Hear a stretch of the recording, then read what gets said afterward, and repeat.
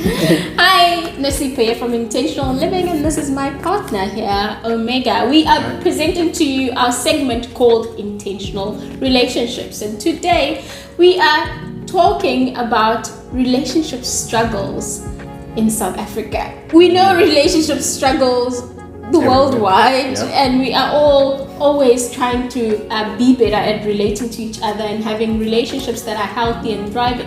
But I think being South African has a bit of a stronger challenge and a stronger sort of frame for us to actually know leadership. Yeah, leadership and cooperation. Yeah. Most of the time I see this manifest in subtle ways, where you see the disagreements of just the little things of just like going to the grocery store and products to buy, like one person not wanting to listen or have a point to be taken by the other person. I've seen this with myself, and I see it with just people in my everyday interaction of just like it manifests in the little things, and if it's not kept and put to the forefront for us to work on in the little things, it becomes something big when we are now really struggling in relationship because we fail to understand and cooperate with each other, and it feels as if we're always pulling in different directions in the relationship, or there's this always tension of just like who must win. I'm the boss of this relationship. You're not the boss of me. I'm not the boss of you. You can't tell me what to do. And I do see how that could be, like, obviously over time very detrimental, because that is the core of communication. If you cannot cooperate and agree, or somebody, I wouldn't say lower they whatever it is that they're arguing for, but come to a general consensus as to how to deal with arguments, then it's going to manifest into bigger sort of issues that you will have in the relationship, all from the basis of lack of being able to handle yourselves in a manner where you cooperate and have good leadership in the relationship. And it relates pretty well to being South African. One of the two things our country actually struggles with is leadership and cooperation. And if we struggle with it at the relationship level, it means we struggle with it at the social level. That means we probably struggle with it at other higher levels of life. So just to bring it back to relationships, we tend to actually just not know how to lead things in a way that head where we want them to go, that's positive. And I put a lot of blame on males. Guys aren't good leaders anymore in relationships. It's why women have certain problems, and it's why guys have certain problems. It's because people just don't know how to lead. Guys just don't know how to lead.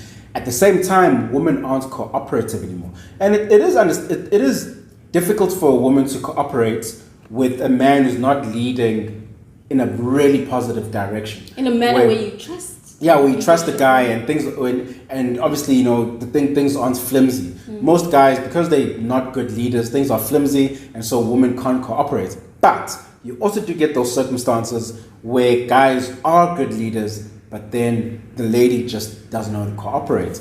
And it's a struggle with it. The reason I put that under South African struggle is because, most women, especially like in the 25 to 35 year age range, actually haven't been taught how to cooperate.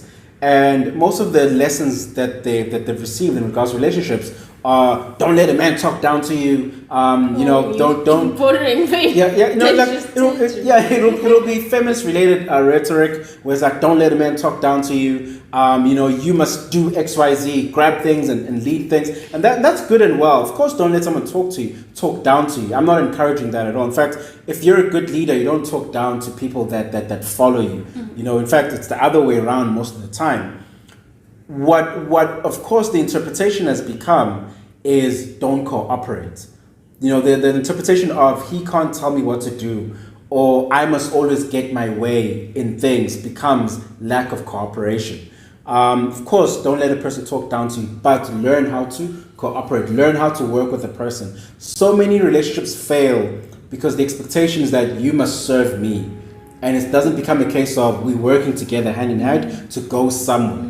It becomes a case of you must serve me, I must be happy, and now there's no cooperation. There's no me, baby, we need to do X, Y, Z to get to X, Y, Z place. It's a question of you should already have done that and then serve me.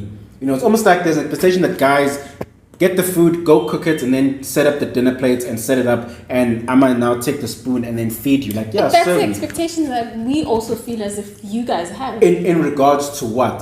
So I'll say for guys, because I know there is an expectation, but for guys, it's in regards to lifestyle, A, regards to where we live, B, regards to our transportation, C, regards to our financial well-being, 4, regards to just our natural well-being of life. There's those expectations that you should already come catering to me, and in exchange for your catering, I will give something else in return. I won't mention what that is. So tell me, what is like that for women in South Africa?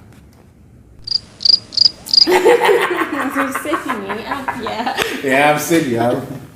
Yeah. Okay, so I would say I get your point, and I agree with it completely that there is a slight skew of you men have to 1, 2, 3, and then suddenly, because I am princess, I have to be waited on and doted on with these things that you have provided, and still have you also do things to acknowledge my worth because I am your woman. I get that. That is a fair point. That is a very big struggle that we have in the country. And it goes back to that philosophy of, I think we moved away from the core and basic premise of just having relationship be a give and receive sort of scenario, a give sort of you get whatever it is that you're getting, but you know that you are here to also give.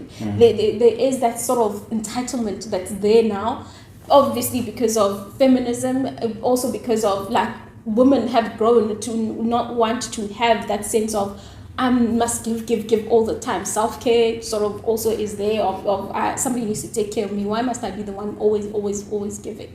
So with that having been the very core of what being woman was for a very long time, and now us moving away, I think we moved way to the opposite side of it, where we're embracing the other side of that ideal quite strongly and not knowing that there is a balance. Yeah. You give, you receive, and there is no place where you are now just going to receive and then not give, because the very principle is to give is to receive. So if you're not handing anything out, then how can you expect something to come back to you, be it in whatever it is that you're wanting in that relationship? In order for the relationship to flow, there has to be circulation, and that giving and receiving is that circulation that makes the relationship space a space where everything is thriving. Without it, everything being one-sided, things tend to get frustrating very quickly. I think we as women have gone to the other side to embrace it a lot more, which is great, it's beautiful, but there has to be a balance. You can't now move opposite direction of an idea and think that is now fixing it. Meanwhile, it's a balance of these two paradoxes, which are both equally true at the same time, but there has to be a balance, a unique balance in each relationship that is formed to have this circulation being at play and not just one-sided stalemate of I deserve and you must provide. Yeah. Okay, cool.